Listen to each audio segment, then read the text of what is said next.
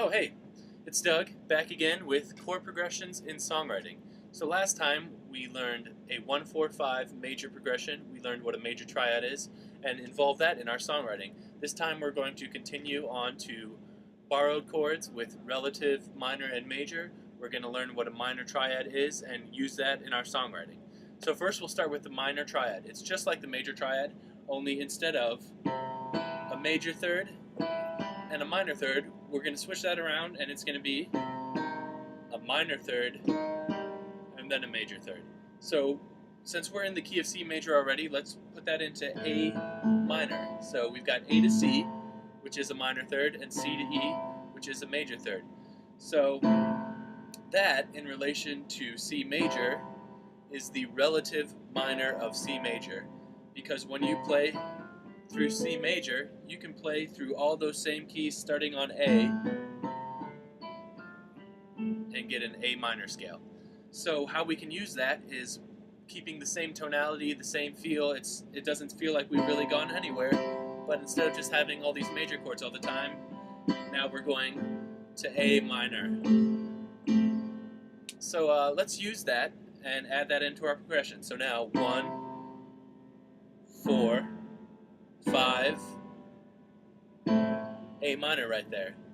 So that's pretty cool. That changes things up a bit. So where can we go from that? Let's try to get from that minor feel now back into the C major feel. So a way we can do that is always going back through the dominant. So we could go straight from our A minor back to that G chord, because that has that nice tone that leads right back into the C major. But instead of that, let's find a way to get into the G major chord. So going again with borrowed chords. A borrowed chord is a chord that has a note you wouldn't find in your original key. So in C major, we're not going to find a certain note that is really going to help us get to the G. Let's start by thinking what is right underneath that G. So a half step underneath that G. Because half steps really help when you're trying to lead into something intentionally. So we've got an F sharp there. So a good chord then that would lead into a G. Let's go to the 5 steps above G. 2, 3, 4, 5. We're at a D right now. Add in that F sharp that leads up into it. So now we've got an A, an F sharp, a D. That creates a D major triad, which let's see how that D goes into the G. D into G. So now we are using a borrowed chord from G to get back into G, which will lead us back. So that sounds pretty complicated.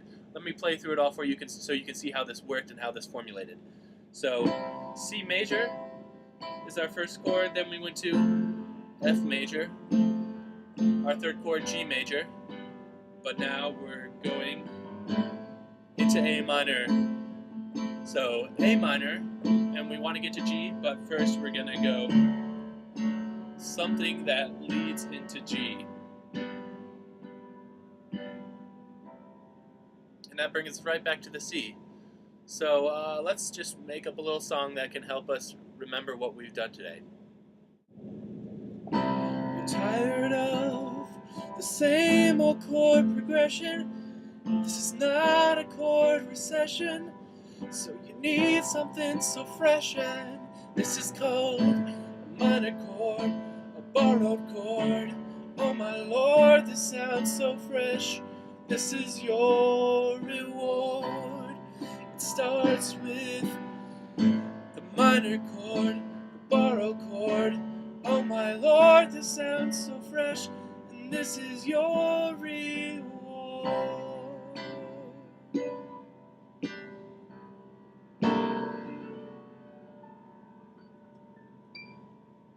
So there you have it. We added in minor chords, borrowed chords. We used relative major and minor. And tune in next time so we can take this even further, maybe start adding some melodies onto these chord progressions. Till next time, enjoy. Tired of the same old chord progression.